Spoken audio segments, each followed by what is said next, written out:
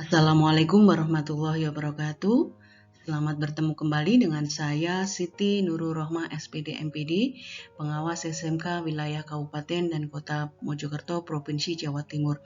Pada kesempatan kali ini, saya akan menyampaikan tentang pembelajaran berdiferensiasi dari modul pendidikan guru penggerak yang dikembangkan oleh Ibu Oskarina Dewi Kusuma dan Ibu Siti Lutfah. Bagaimana Bapak Ibu bisa mempraktikkan pembelajaran yang berpihak pada murid untuk memenuhi kebutuhan belajar murid melalui pembelajaran berdiferensiasi.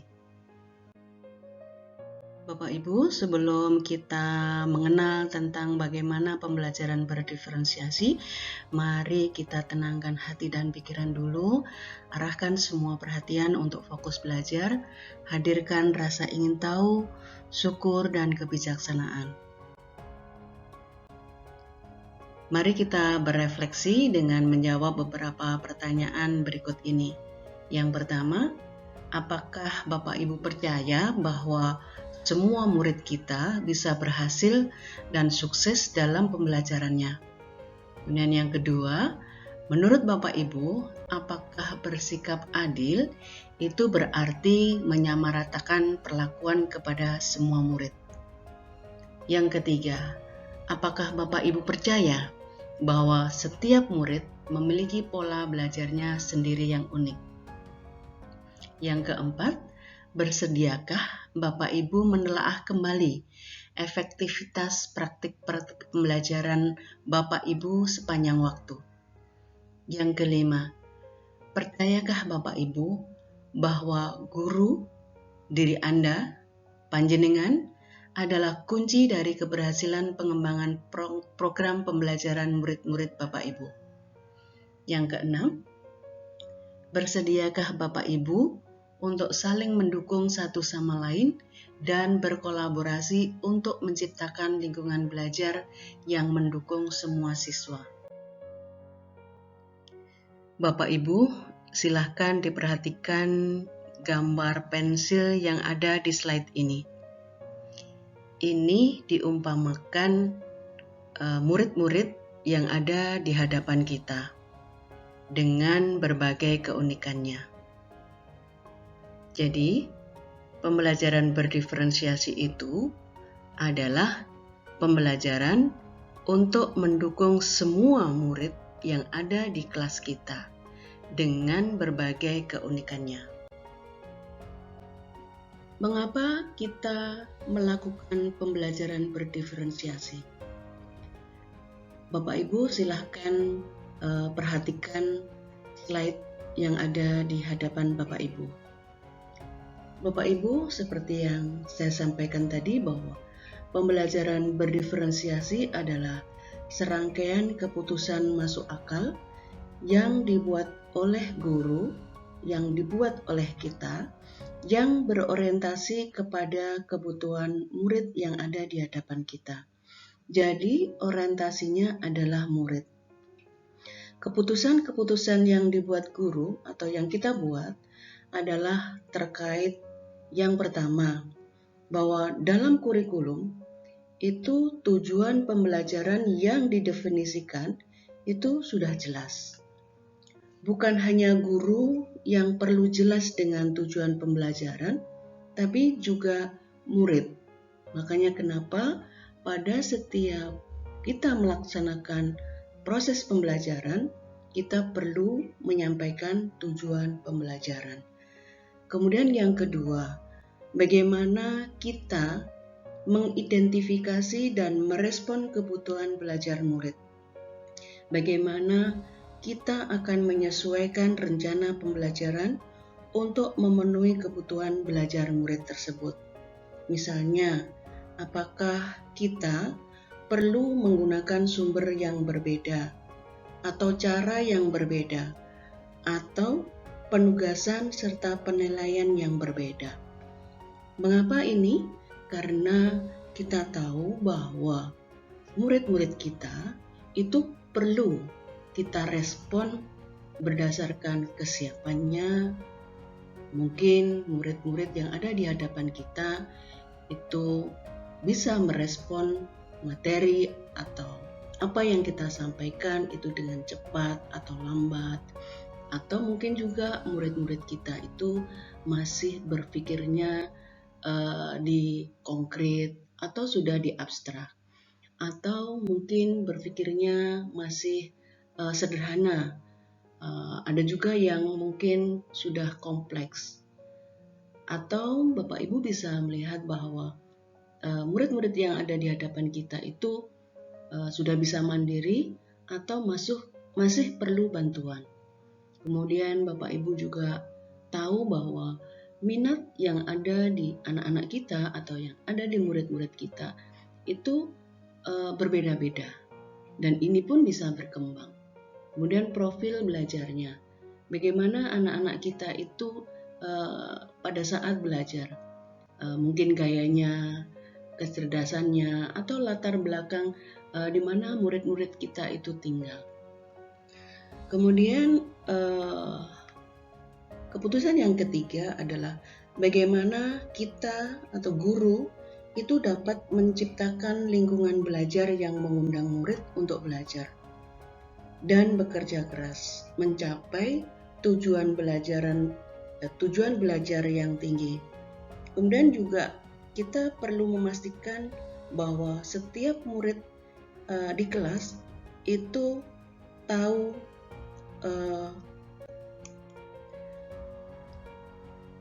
bahwa murid-murid kita itu akan selalu ada dukungan untuk mereka di sepanjang proses belajarnya. Yang keempat adalah manajemen kelas yang efektif. Bagaimana kita dapat menciptakan prosedur, rutinitas, atau metode yang memungkinkan adanya fleksibilitas, namun juga struktur yang jelas, sehingga walaupun mungkin melakukan kegiatan yang berbeda, kelas tetap dapat berjalan secara efektif. Keputusan yang kelima, penilaian berkelanjutan. Bagaimana kita dapat menggunakan informasi yang didapatkan dari proses penilaian formatif yang telah kita lakukan untuk dapat menentukan murid mana yang masih ketinggalan dan sebaliknya, murid mana yang sudah lebih dulu mencapai tujuan pembelajaran yang ditetapkan. Baik, saya lanjutkan. Tadi kita sudah bahas panjang lebar bahwa untuk melakukan pembelajaran berdiferensiasi kita perlu mempertimbangkan 5 hal yang sudah saya jelaskan tadi. Nah, sekarang bagaimana kita dapat melakukan pembelajaran berdiferensiasi yang tepat? Bapak Ibu sekalian, kita sebagai guru itu harus bisa mendesain pengalaman belajar yang bermakna, menantang, dan relevan. Dari produknya, kita dapat memberikan kesempatan anak-anak untuk mendemonstrasikan pemahaman. Kemudian dari prosesnya, Bapak Ibu bisa memberikan berbagai ragam bagaimana anak-anak atau murid-murid kita bisa menerima pesan yang kita sampaikan, atau bagaimana Bapak Ibu guru bisa memberikan tahapan-tahapan yang berbeda pada murid-murid yang ada di hadapan kita, atau kita perlu melakukan scaffolding atau juga jalur belajar yang berbeda. Kemudian Bapak Ibu bisa memilih konten yang sedang Bapak Ibu sampaikan kepada anak-anak, apakah kontennya ini berupa pengetahuan atau mungkin berupa keterampilan. Nah, ini Bapak Ibu yang kita namakan strategi pembelajaran berdiferensiasi.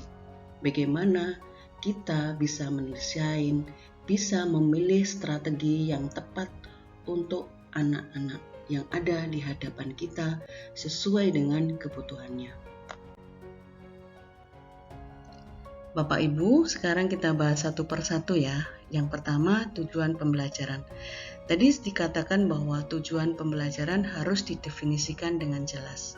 Jadi di sini Bapak Ibu harus paham capaian pembelajaran dan tujuan pembelajaran yang akan dicapai, agar Bapak Ibu dapat menentukan bagaimana Bapak Ibu dapat membantu murid-murid untuk mencapainya.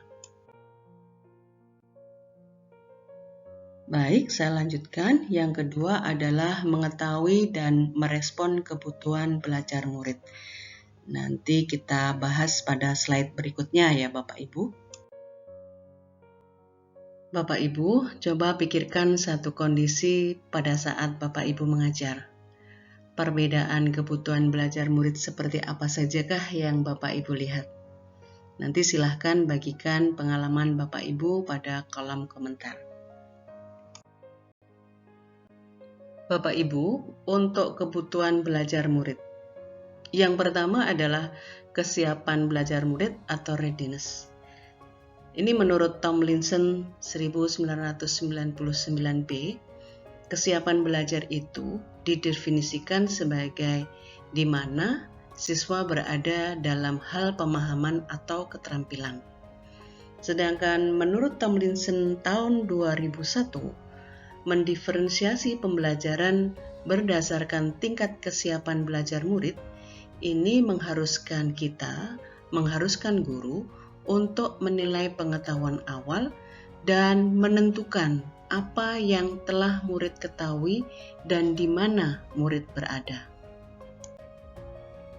Mengetahui kesiapan murid-murid yang ada di hadapan kita, Bapak Ibu bisa menggunakan the equalizer dari Tomlinson ini, bahwa murid-murid yang ada di hadapan kita itu ada yang istilahnya dia sudah bersifat mendasar atau mungkin bersifat transformatif. Bapak Ibu bisa melihat kesiapannya, apakah murid-murid yang ada di hadapan kita itu sudah bisa berpikir abstrak atau mungkin masih konkret, atau mungkin juga murid-murid yang ada di hadapan kita itu sudah bisa berpikir secara kompleks atau masih sederhana. Bisa juga Bapak Ibu melihat apakah murid-murid kita itu berpikirnya sudah secara terbuka atau masih terstruktur runtut begitu. Atau juga murid-murid yang ada di hadapan kita itu sudah ada yang mandiri atau masih tergantung dengan kita, tergantung dengan teman-temannya. Atau Bapak Ibu juga bisa melihat apakah murid-murid yang ada di hadapan kita itu sudah bisa berpikir dengan cepat atau berpikir dengan lambat. Bapak Ibu sekalian, saya lanjutkan pada kebutuhan belajar murid yang kedua, yaitu minatnya. Menurut Tomlinson 2001, minat adalah salah satu motivator penting bagi murid untuk terlibat aktif dalam proses pembelajarannya. Untuk minat ini, kita bisa menggunakan jam ya. Yang pertama apa? Cocokkan. Minat itu memungkinkan guru untuk mengaitkan murid dan membuat mereka terlibat dalam pelajaran. Kemudian koneksikan. Minat itu membantu mengkoneksikan materi pembelajaran dan kehidupan pribadi murid. Kemudian jembatani.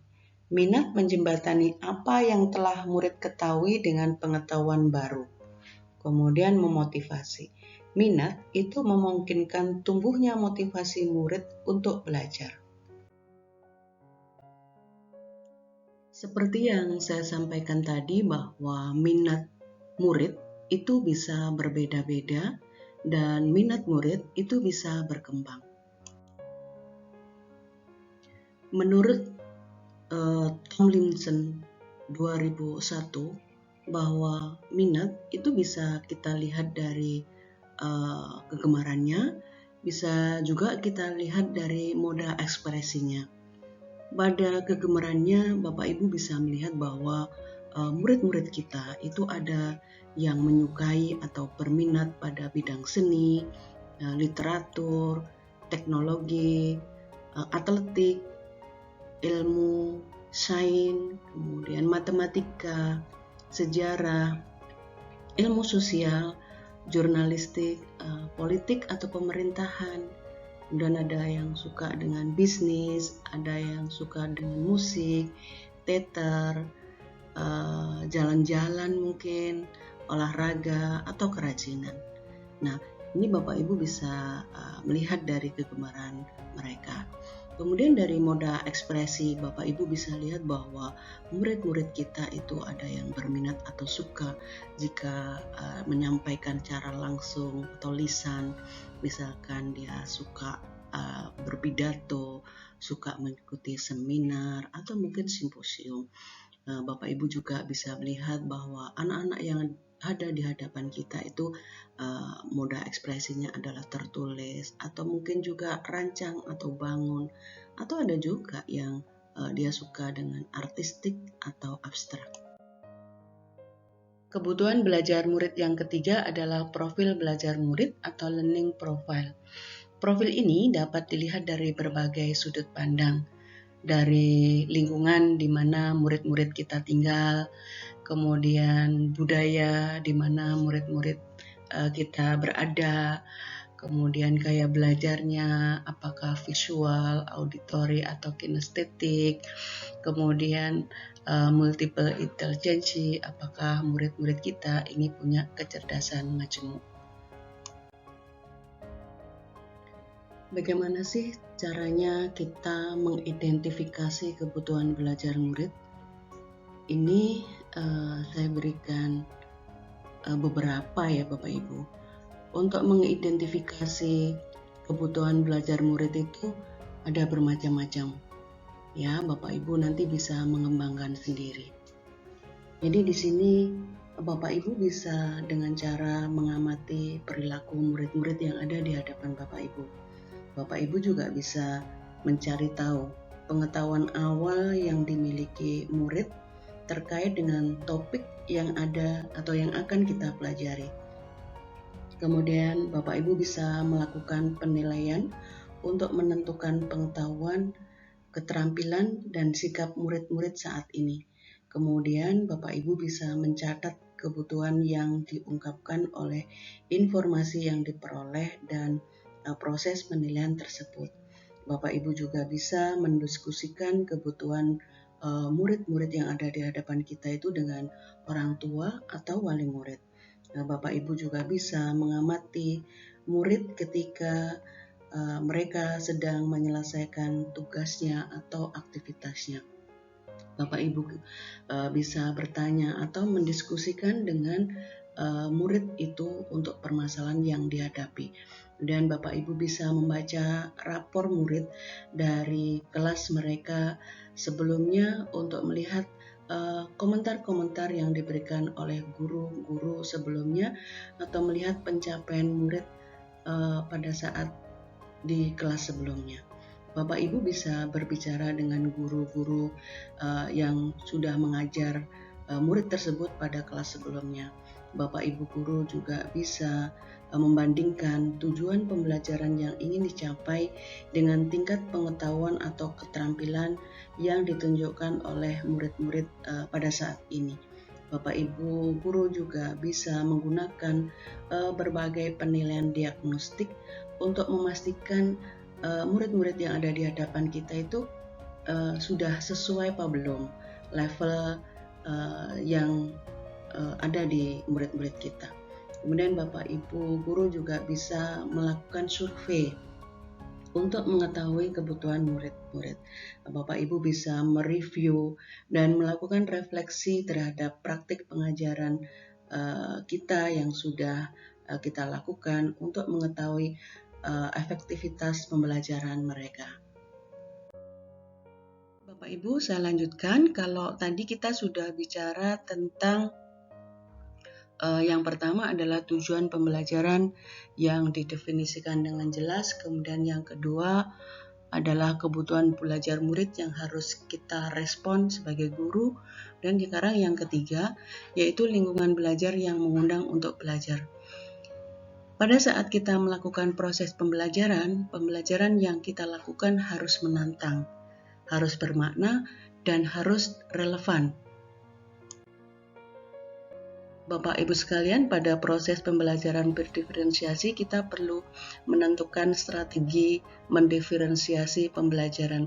Seperti yang saya sampaikan tadi bahwa untuk diferensiasi atau strateginya itu kita bisa menggunakan strategi diferensiasi konten, diferensiasi proses maupun diferensiasi produk. Sekarang kita bahas satu persatu Bapak Ibu. Pada diferensiasi konten ini tentang bagaimana materinya, apakah pengetahuan, konsep, atau keterampilan yang perlu dipelajari murid berdasarkan kurikulum. Bapak Ibu bisa membedakan bagaimana pengorganisasiannya, kemudian Bapak Ibu juga bisa membedakan format penyampaiannya. Kita perlu menyesuaikan cara bagaimana murid kita bisa mengakses konten tersebut sesuai dengan kebutuhan belajar mereka, namun bukan mengubah atau menurunkan standar kurikulum. Kalau saya bilang setara begitu ya Bapak Ibu. Jadi diferensiasi konten ini dapat dilakukan dengan menyiapkan materi yang akan diajarkan dengan beragam format, misalnya ada buku, ada poster, ada video, ada audio, dan yang lain sebagainya. Kemudian Bapak Ibu bisa memberikan teks yang lebih mudah untuk dibaca kepada siswa yang memang masih mengalami kesulitan memahami konsep. Bapak Ibu juga bisa memecah materi yang banyak menjadi bagian-bagian kecil sehingga lebih mudah dipahami oleh murid yang masih kesulitan. Bapak Ibu bisa membuat kosakata kunci dan definisinya. Bapak Ibu juga bisa memberikan teks bacaan dengan beragam topik. Strategi mendiferensiasi pembelajaran yang kedua yaitu mendiferensiasi prosesnya. Bagaimana kegiatan yang memungkinkan murid berlatih dan memahami atau memaknai konten. Bapak Ibu bisa membedakan proses yang harus dijalani oleh murid. Pada diferensiasi proses ini memungkinkan murid-murid kita untuk memaknai lewat beragam cara atau moda dalam berbagai tingkat kesulitan, waktu, dan tingkat dukungan yang berbeda. Pada diferensiasi proses ini, Bapak Ibu dapat melakukan dengan memberikan pendampingan atau tingkat dukungan yang berbeda bagi murid. Misalnya, siswa yang sangat mampu dapat bekerja hanya dengan pertanyaan pemandu. Murid yang cukup mampu dapat bekerja hanya dengan diberikan contoh dan dapat melanjutkan bekerja mandiri.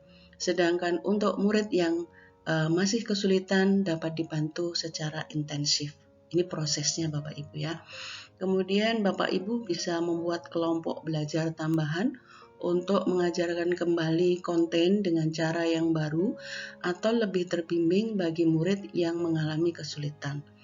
Kemudian Bapak Ibu juga bisa memberikan kesempatan kepada murid untuk memilih apakah ia ingin membaca materi secara individu atau secara berkelompok.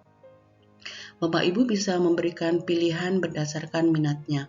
Misal, saat pelajaran sejarah, murid diminta untuk menceritakan sosok pahlawan. Murid bebas menentukan pahlawan yang ingin mereka eksplorasi. Bapak Ibu bisa memberikan pilihan murid mau bekerja sambil berdiri atau duduk.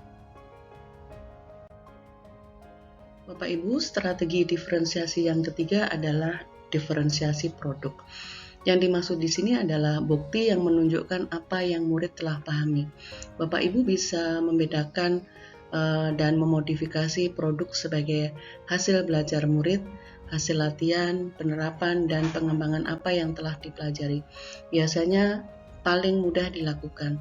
Namun kita harus ingat saat ingin melakukan ini kita harus mengacu pada tujuan pembelajaran yang diharapkan. Diferensiasi produk ini dapat kita lakukan dengan misalkan membedakan berdasarkan kemampuannya. Untuk murid yang masih memerlukan bimbingan dapat menjawab pertanyaan-pertanyaan mengenai konten inti materi.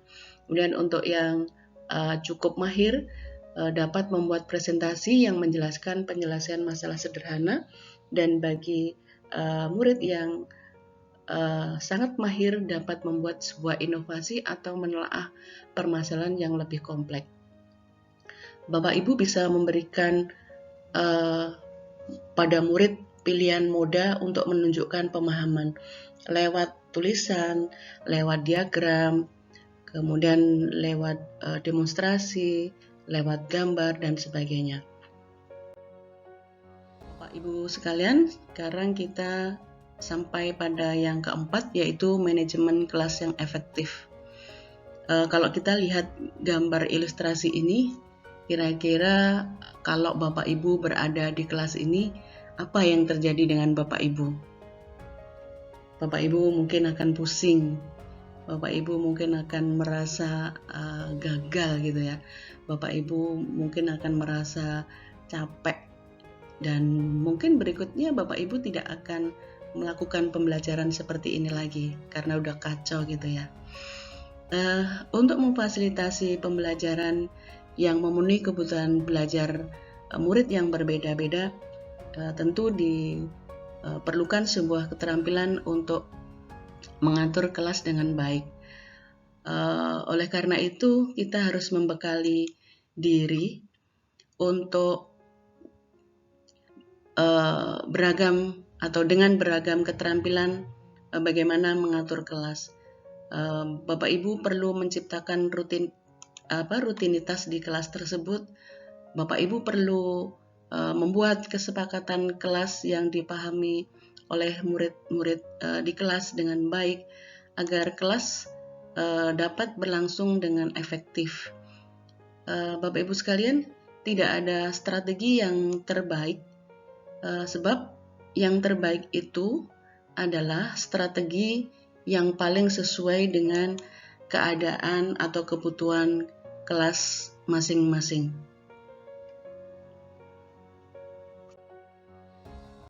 Baik Bapak Ibu, saya lanjutkan pada penilaian berkelanjutan. Silahkan diperhatikan gambar pada slide ini.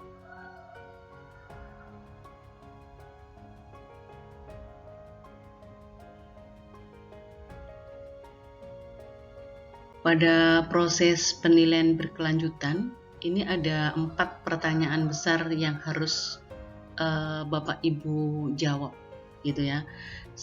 Yang pertama, apa yang kita harapkan dari murid kita pada saat mereka belajar? Kemudian bagaimana kita tahu bahwa murid kita itu telah belajar?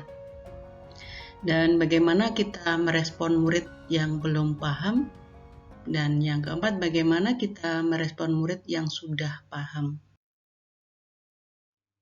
Bapak Ibu sekalian, setelah melihat gambar tadi, Bapak Ibu bisa tahu ya bahwa ternyata apa yang disampaikan oleh seseorang itu bisa dipahami dengan baik oleh orang lain atau sebaliknya, begitu ya.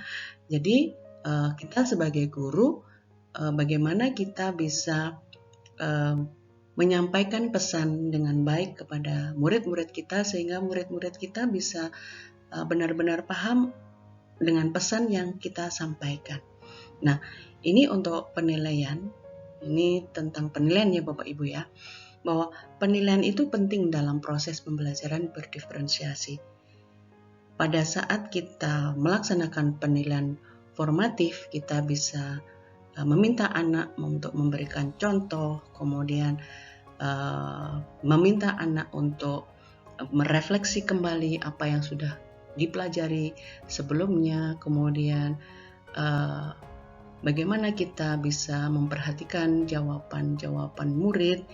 Itu adalah peluang untuk menentukan seefektif apa suatu pembelajaran berdiferensiasi dilakukan. Andrew Miller mengatakan bahwa saya percaya jika saja guru memanfaatkan lebih banyak praktik terbaik dari penilaian formatif, maka pembelajaran berdiferensiasi akan datang secara alamiah. Asesmen dan pembelajaran berdiferensiasi. Praktik pembelajaran berdiferensiasi itu haruslah berakar pada asesmen. Asesmen formatif atau penilaian awal itu memungkinkan guru untuk mengenal murid mereka dengan lebih baik. Oleh karena itu, mereka dapat membuat keputusan terbaik demi menantang murid dengan tepat dan melibatkan murid dalam pembelajaran. Bapak Ibu, pada saat kita mengetahui murid-murid kita ternyata tidak memahami dengan apa yang kita sampaikan sebelumnya, pasti kita akan berpikir bagaimana caranya agar anak-anak bisa paham, bagaimana Bapak Ibu segera mengambil keputusan dengan melibatkan murid-murid untuk bisa memahami kembali apa yang sudah dipelajari sebelumnya. Begitu ya Bapak Ibu. Sekalian, ini ada penguatan ya, bahwa diferensiasi itu tidak berarti bahwa guru harus dapat memenuhi semua kebutuhan individu setiap saat atau setiap waktu. Namun, guru memang diharapkan dapat menggunakan berbagai pendekatan belajar sehingga sebagian besar murid menemukan pembelajaran yang sesuai dengan kebutuhan mereka. Jadi ingat kembali apa yang saya sampaikan tadi, bahwa Bapak Ibu guru harus bisa memutuskan mana yang harus digunakan. Keputusannya harus masuk akal, yang bisa dilakukan di kelas. Jangan sampai terjadi Bapak Ibu merencanakan tetapi tidak dapat dilakukan di kelas. Bapak Ibu sekalian, ini untuk mengingatkan kepada kita untuk melakukan pembelajaran berdiferensiasi. Yang pertama, mulailah melakukan diferensiasi pembelajaran dengan kecepatan yang nyaman bagi Anda. Yang paling penting adalah bahwa siswa dan guru membuat kemajuan dari titik awal masing-masing. Jadi kalau misalnya Bapak Ibu masih nyaman atau masih bisa diferensiasi konten, silahkan. Diferensiasi produk, silahkan. Diferensiasi proses, silahkan. Kemudian misalnya Bapak Ibu masih bisa memenuhi kebutuhan belajarnya itu dari minatnya, monggo. Mau dari kesiapannya, monggo juga. Dari profilnya, monggo. Silahkan. Yang penting Bapak Ibu melakukan pembelajaran berdiferensiasi untuk memenuhi kebutuhan belajar murid Bapak Ibu sekalian. Ini sekilas tentang RPP Bapak Ibu, bahwa RPP yang memuat pembelajaran berdiferensiasi sama dengan RPP yang lainnya. Ini bukan sebuah jenis RPP yang baru. Yang mungkin berbeda hanya proses pembuatannya yang harus dimulai dengan mempertimbangkan kebutuhan belajar murid dengan melihat pada kesiapannya, minatnya, profil belajarnya. Kemudian skenario pembelajaran dalam RPP akan mendeskripsikan bagaimana cara memenuhi kebutuhan belajar murid tersebut. Dan RPP yang memuat pembelajaran berdiferensiasi akan mendeskripsikan secara jelas apa yang ingin dicapai dari tujuan pembelajaran, bagaimana guru akan mengukur ketercapaian tujuan asesmen, dan bagaimana cara guru membantu siswa untuk mencapai tujuan tersebut pada kegiatan pembelajaran. Bapak Ibu sekalian, ini disampaikan oleh Ki Hajar Dewantoro. Serupa seperti para pengukir yang memiliki pengetahuan mendalam tentang keadaan kayu, jenis-jenisnya, keindahan ukir, dan cara-cara mengukirnya. Seperti itulah seorang guru seharusnya memiliki pengetahuan mendalam tentang seni mendidik. Bedanya, guru mengukir manusia yang memiliki hidup, lahir, dan batin. Ibu Bapak sekalian, ini referensi yang digunakan oleh pengembang modul yaitu Ibu Oskarina Dewi Kusuma dan Ibu Siti Lutfah. Bapak Ibu sekalian, terima kasih atas hadirnya hari ini. Semoga bermanfaat untuk proses pembelajaran di kelas yang memenuhi kebutuhan belajar murid, baik dari kesiapannya, minatnya, maupun profilnya.